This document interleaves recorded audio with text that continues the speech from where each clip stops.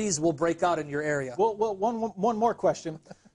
When Muhammad wanted to explain to his followers that they should follow their leader, and he had to give the most extreme, worst imaginable example of a leader, what did he say? You should follow your leader even if he is an Ethiopian whose head looks like a raisin.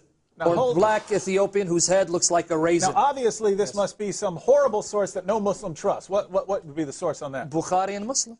Sahih al-Bukhari, their most trusted collections? The two Sahihain, it's found in both narrations. Hold on, are you saying that in Islam's most trusted collections of ahadith, Muhammad calls black people raisin heads?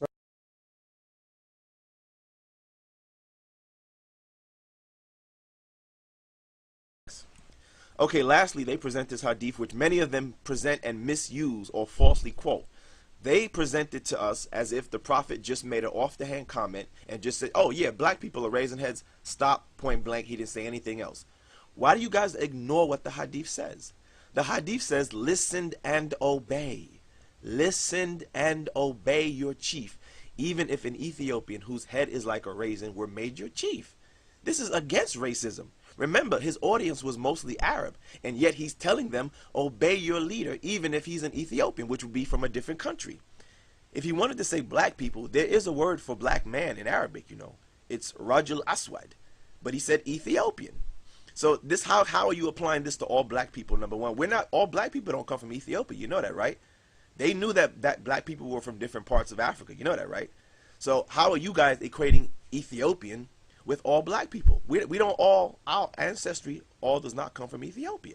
So this argument is totally bogus. Plus, he's saying obey that leader. He's not saying disregard that leader or rebel. He's saying obey the leader, even if he's Ethiopian.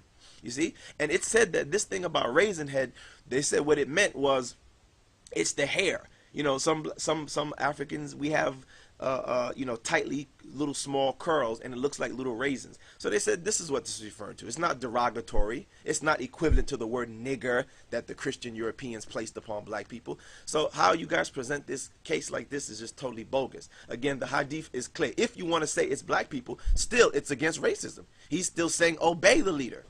Obey the leader, even if he's an Ethiopian, or if you want to say even if it's a black man. But again, he's very specific. He says Ethiopian.